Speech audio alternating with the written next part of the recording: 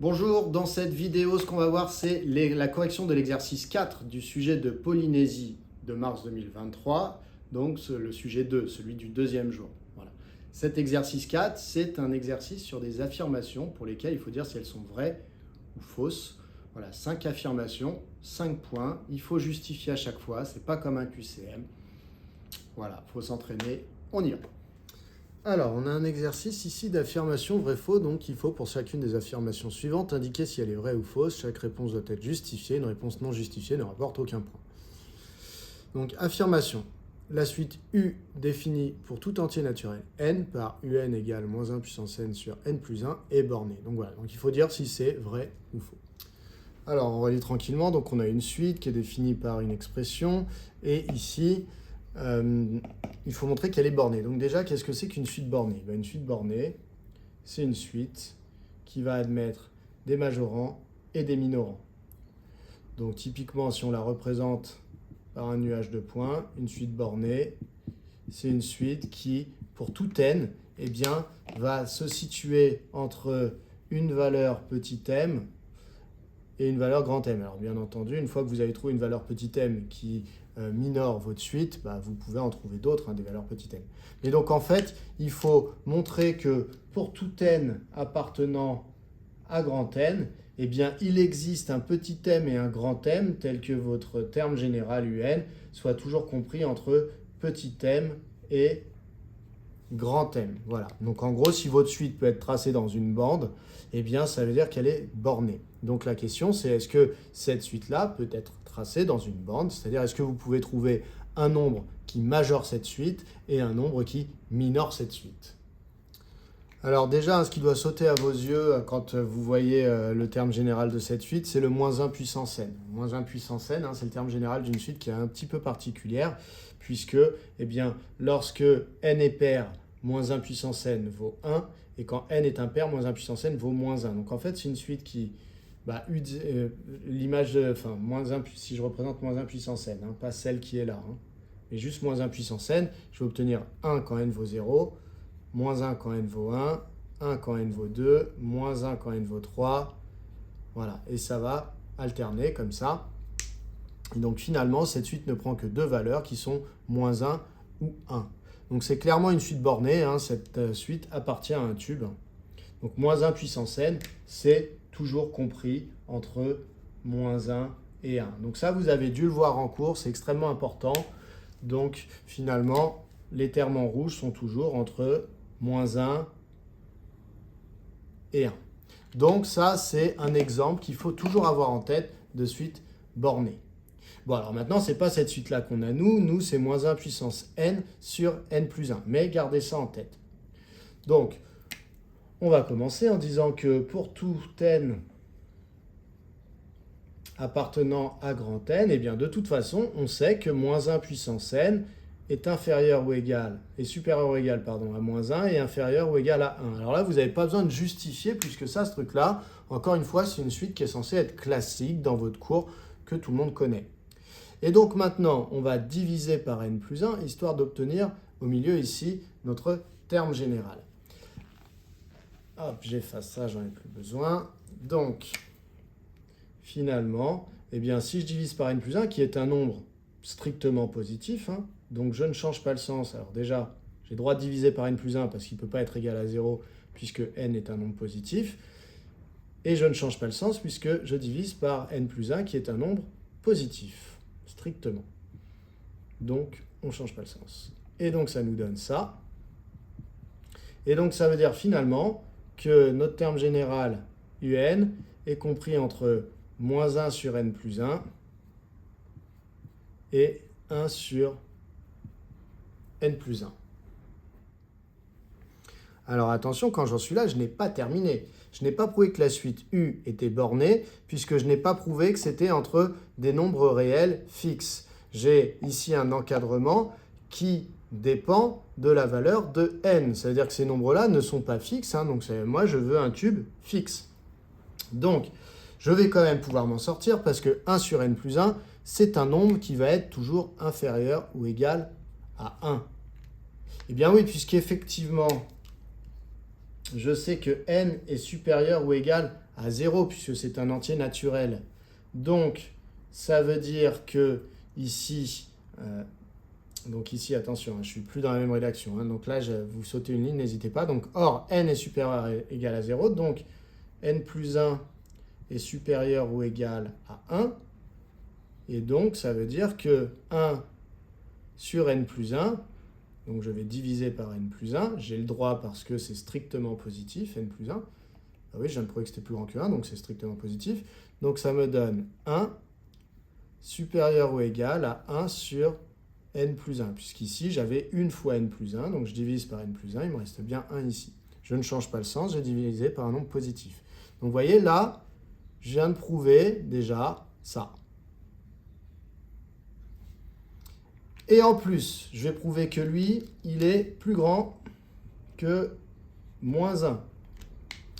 Donc directement, je peux dire, et donc, en multipliant par moins 1 cette inégalité, je change le sens, donc ça va me donner moins 1 inférieur ou égal à moins 1 sur n plus 1.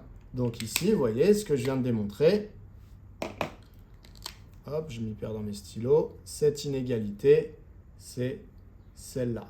Donc finalement, j'ai prouvé que un était compris entre moins 1 et 1. Et donc là, c'est bon, moins 1 et 1 sont bien des constantes. Ça ne dépend plus de n, donc c'est bien un vrai encadrement. Je vais pouvoir dire que moins 1 est un minorant et que 1 est un majorant de la suite U. Donc, est-ce qu'on voit encore quand j'écris? Pas tout à fait. Donc, pour tout n appartenant à grand N, un est en fait compris entre moins 1 et 1. Donc, U est borné. Et donc l'affirmation est une affirmation vraie pour la première affirmation. On passe à la deuxième. Alors, affirmation 2, toute suite bornée et convergente. Donc soit on pense que c'est vrai et il faut le prouver, soit on pense que c'est faux et il suffit de trouver un contre-exemple. Alors le mieux c'est de trouver un contre-exemple qui est dans votre cours, comme ça il n'y a pas vraiment besoin de l'expliquer si c'est un exemple que tout le monde connaît, parce que c'est compliqué de prouver qu'une suite ne converge pas. Hein. Ça peut être compliqué. Donc on sort la suite que tout le monde connaît, on va sortir la suite qui est définie par pour tout n appartenant à grand N, et on se resserre de ce qu'on a fait juste avant. Hein. On prend la suite U qui est définie par un égale moins 1 à la puissance n. Voilà, ça c'est une suite qui vaut 1 quand n est pair et qui vaut moins 1 quand n est impair. Donc, elle est bornée par moins 1 et 1 et pour autant, elle ne converge pas. Donc, U est bornée car pour tout n appartenant à grand N, eh bien, un appartient à moins 1, 1. Alors, écrire ça, hein, c'est pareil que d'écrire ça. Hein. C'est la même chose. Hein. Donc, vous l'écrivez comme vous voulez. Donc, voilà. Et U ne converge pas. Alors, soit vous dites que c'est parce que vous l'avez vu dans votre cours, soit vous expliquez un tout petit peu. Vous dites que un égale moins 1 si n est impair. Et vous dites que un égale 1 si n est pair. Voilà. Voilà pour cette question 2. On avance. Affirmation 3, tout de suite croissante tend vers plus l'infini. Donc c'est pareil, si vous pensez que c'est vrai, il va falloir le prouver, peut-être un peu compliqué. Si vous pensez que c'est faux, on trouve un contre-exemple et c'est réglé. Alors les affirmations 2 et maintenant la 3, hein, ça fonctionne vraiment sur les faux semblants, les a priori qu'on a sur les suites et qui s'avèrent faux. Donc ici, tout de suite croissante tend vers plus l'infini, non, c'est faux. Hein. Donc il suffit de trouver une suite qui ne vérifie pas ça. Qu'est-ce qu'on peut prendre? On peut prendre ici la suite qui va être construite de la manière suivante. Donc pour tout n appartenant à grand N, UN égale. Et donc le but, c'est de trouver une suite croissante qui soit majorée. Et comme ça, au moins, on est sûr qu'elle ne tend pas vers plus l'infini. Donc par exemple, on peut prendre UN égale moins 1 sur N. Donc ça, c'est une suite, alors on va la définir sur N étoile du coup, pour ne pas diviser par 0. Et donc c'est une suite qui va être définie de la manière suivante. Donc U1 va être égal à moins 1. Ensuite, on va avoir U2 qui va être égal à moins 1 demi. U3 qui va être égal à moins 1 tiers, U4 moins 1 quart, etc. Donc c'est une suite qui est majorée par 0, parce que vous voyez bien que quel que soit n, ce nombre sera toujours négatif, donc on va pouvoir le dire. Donc U est majoré par 0, car pour tout n appartenant à grand N, eh bien, moins 1 sur n est un nombre négatif, même strictement négatif. Et en plus, on va dire que la suite est bien croissante. Alors ça, pour le démontrer, eh bien, vous pouvez étudier le sens de variation de la suite. Hop. Donc, une suite croissante, il faut prouver qu'elle est croissante. Donc pour tout n appartenant à grand N étoile, donc UN plus 1 moins UN,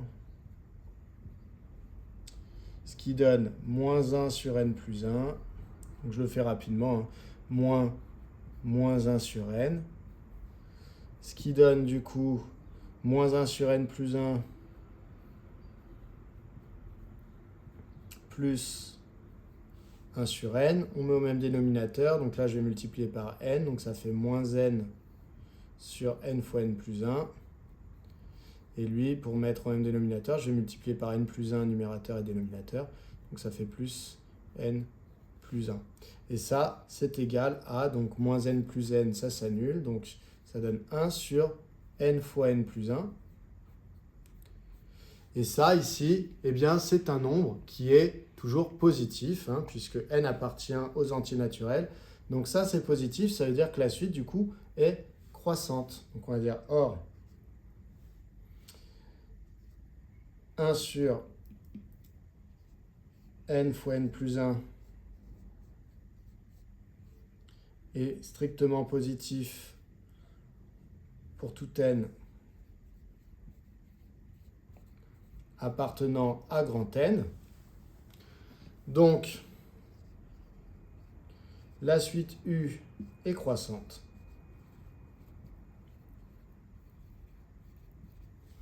On a donc trouvé une suite croissante, majorée, donc qui ne tend pas vers plus l'infini.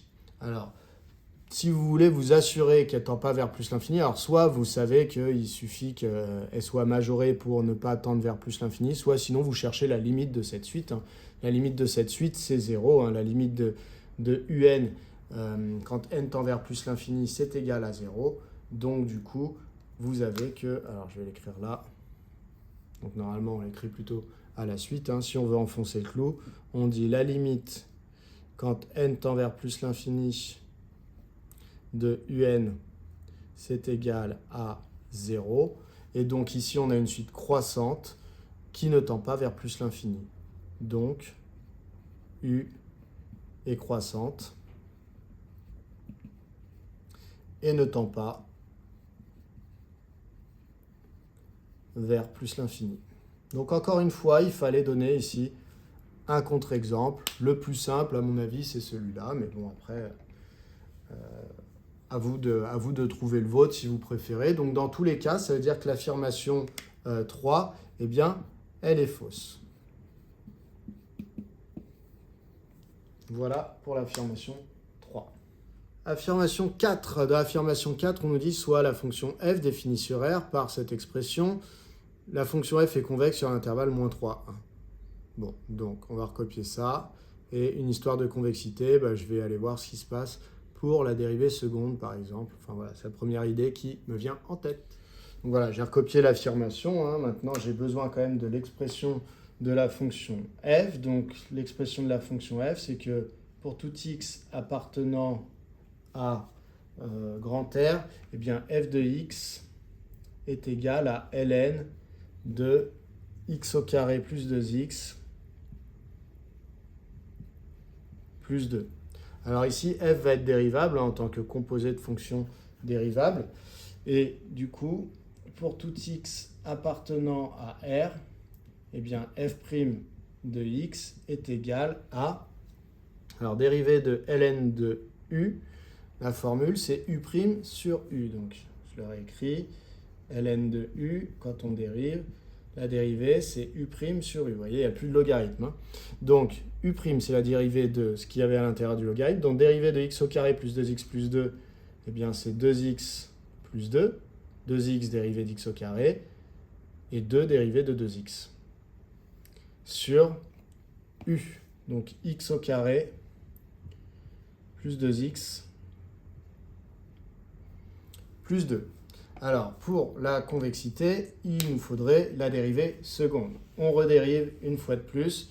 Cette fonction est dérivable puisque eh bien, c'est une fonction rationnelle, donc elle est dérivable sur son ensemble de définitions. Pour tout x appartenant à R, f seconde de x égale. Donc là, c'est de la forme u sur v. Donc la formule, c'est u'v moins uv' sur v carré. Donc u', dérivée de u, le numérateur, donc c'est 2, fois v, le dénominateur, c'est x au carré plus 2x plus 2, moins u, 2x plus 2, fois v'. V', c'est la dérivée du dénominateur, donc 2x plus 2. Le tout sur x au carré plus 2x plus 2.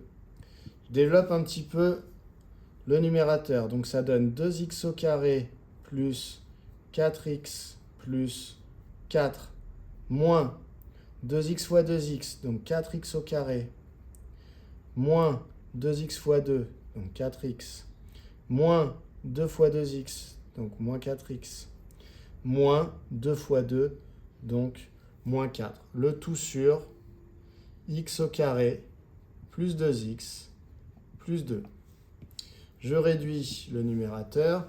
Donc 2x au carré moins 4x au carré, ça fait moins 2x au carré. Ensuite, 4x moins 4x, ça s'annule. Il reste le moins 4x qui était là. Et ensuite, j'ai 4 moins 4, ça s'annule. Donc ça me donne cela, x au carré plus 2x plus 2. Alors, le but, ça va être d'étudier le signe de cette dérivée seconde. Alors peut-être que je peux essayer de factoriser au maximum. Alors attention ici. Bien entendu, j'ai oublié le carré. Donc c'est sur v carré. Hop. Grosse erreur. Attention. Alors du coup, ici, je factorise pour aller un petit peu plus loin. Donc je factorise par x, ça me donne x facteur de moins 2x moins 4. Le tout sur x au carré plus 2x plus 2 au carré. Donc f seconde de x est en fait égal à x facteur de moins 2x moins 4 sur x au carré plus 2x plus 2, le tout au carré. Alors, j'ai besoin d'un petit peu de place pour faire mon tableau de signes ici, puisque la question c'était, l'affirmation c'était est-ce que la fonction est convexe sur moins 3, 1, eh bien il faut que je sache si cette dérivée elle est positive sur moins 3, 1. Donc je vais étudier le signe. Donc j'efface, je recopie juste ma dérivée seconde et puis je vais faire mon tableau de signes. Alors, dans mon tableau de signes, je vais mettre, donc on est sur R, je vais mettre une ligne pour le signe de x, je vais mettre une ligne pour le signe de moins 2x moins 4,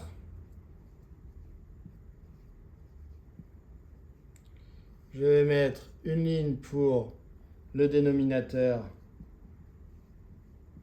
qui de toute façon est strictement positif, x au carré plus 2x plus 2 au carré, et je termine avec le signe de f seconde. Alors, le signe de x. X s'annule en 0. Donc, je vais avoir un 0 à placer là-dedans. Bon, j'attends de voir qui d'autre s'annule. Moins 2x moins 4, est-ce que ça s'annule? Bah, moins 2x moins 4, ça vaut 0. Si et seulement si moins 4 égale 2x. Donc, si et seulement si x vaut moins 2. Donc, en fait, ici, on a celle-là qui s'annule en 0. Celle-là, pardon, et celle-là qui s'annule en moins 2. Donc ici, je vais avoir moins 2 et 0. 0 qui est pour là, et moins 2 qui est pour là. Alors, x pour son signe, bah, x est négatif s'il est en dessous de 0, s'il est inférieur à 0, x est positif s'il est supérieur à 0. Pour moins 2x moins 4, bon, bah, je peux écrire à nouveau une petite inéquation pour savoir quand est-ce que je mets un signe plus, donc quand est-ce que c'est positif. Eh bien, c'est lorsque moins 4 est supérieur à 2x, et donc c'est quand x est inférieur à moins 2. Je divise par 2, un nombre positif, je ne change pas le signe. Donc ça veut dire que c'est positif quand x est inférieur à moins 2. Donc c'est positif là, négatif là. Donc au final, ça va me donner moins, plus, non pas moins, plus, 0 et moins. Donc finalement, eh bien, on obtient que le signe de f seconde, ah non, pardon, j'ai encore n'importe quoi. Hop, désolé, la fatigue. Donc x au carré plus 2x plus 2 au carré, c'est un carré qui ne s'annule jamais. Pourquoi il ne s'annule jamais? Parce que déjà, à la base, je vous rappelle que c'était dans un logarithme népérien. Donc il n'y a même pas besoin de prouver qu'il ne s'annule jamais. Si on voulait prouver qu'il ne s'annulait jamais, on pourrait. On calculerait le discriminant qui serait négatif pour le polynôme qui est à l'intérieur du carré. Mais comme de toute façon, depuis le début, c'était à l'intérieur d'un logarithme népérien, etc., on savait déjà que ça ne s'annulait jamais. Donc ici, on a un carré qui est strictement positif. Donc, f seconde, cette fois-ci. Donc, moins par plus, ça donne moins. Moins par 0 par plus, ça donne 0. Moins par plus, ça donne plus. 0 par moins par plus, ça donne 0. Et plus fois moins fois plus, ça donne moins. Donc, en réalité, est-ce que f est convexe sur moins 3, 1? Non, f n'est pas convexe sur moins 3, 1 parce que, eh bien, elle n'est convexe que sur moins 2, 0. F n'est convexe que sur moins 2, 0. D'accord? Il faut bien dire que sur, pas juste sur. Parce que si c'est convexe sur moins 2, 0, ça pourrait être convexe sur moins 3, 1. Parce que moins 3, 1 inclut cet intervalle. Donc, c'est vraiment que sur moins 2, 0. Donc, l'affirmation est fausse. Donc, c'est faux. Voilà pour cette question-là. Ça nous amène à la dernière question. Question sur l'algorithme. On considère la fonction mystère, définie ci-dessous, qui prend une liste grand L de nombres en paramètres. Donc grand L, ce qu'on met dans la fonction, c'est une liste. On rappelle que len L renvoie à la longueur, c'est-à-dire le nombre d'éléments qu'il y a dans la liste grand L. Alors, donc on définit une fonction. Alors la question, c'est l'exécution de mystère, ce truc-là, renvoie 7. Donc est-ce que c'est vrai, est-ce que c'est faux? Alors, on a une fonction ici, mystère L, où on définit grand M comme étant le premier élément de la liste L. Je vous rappelle que dans une liste, Python numérote les éléments en partant de 0. Donc typiquement, là, vous voyez dans la liste qui est là, le 2 correspond à l'élément qui est numéroté 0, le 3 correspond à l'élément qui est numéroté 1, celui-là, il est numéroté 2, lui 3, 4, 5, 6, 7, 8. Mais le premier, donc, numéroté 0. Donc en fait, au début, on dit que grand M, c'est le premier élément de la liste. Donc ici, 2. Pour i allant de 0 jusqu'à la longueur moins 1. Je vous rappelle que dans le range, ici, dans Python, eh bien, si le nombre que vous rentrez, par exemple, c'est 8, le i n'ira que jusqu'à 7. Mais par contre, il aura démarré à 0 dans un range. Il ne démarre pas à 1, il démarre à 0.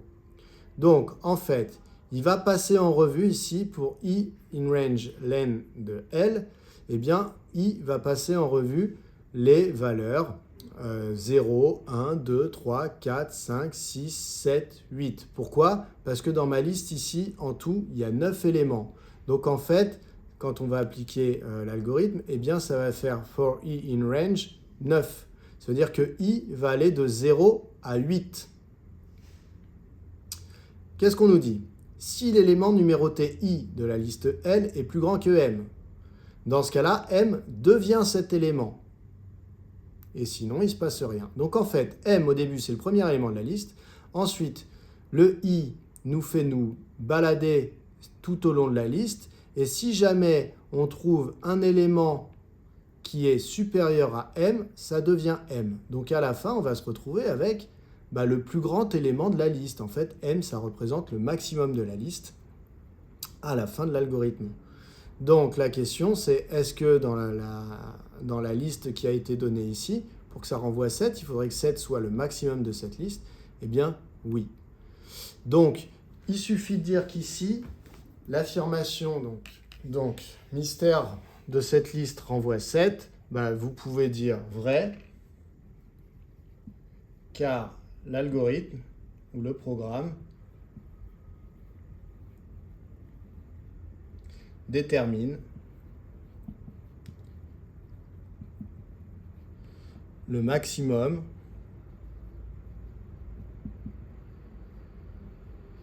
des éléments d'une liste donnée. Donc voilà, si vous montrez que vous savez interpréter le programme, c'est bon, hein. Donc d'une liste donnée.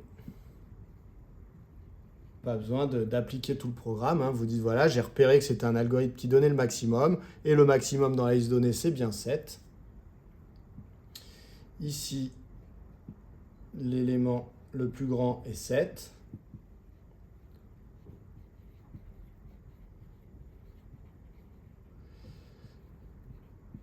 Donc, le programme renvoie 7.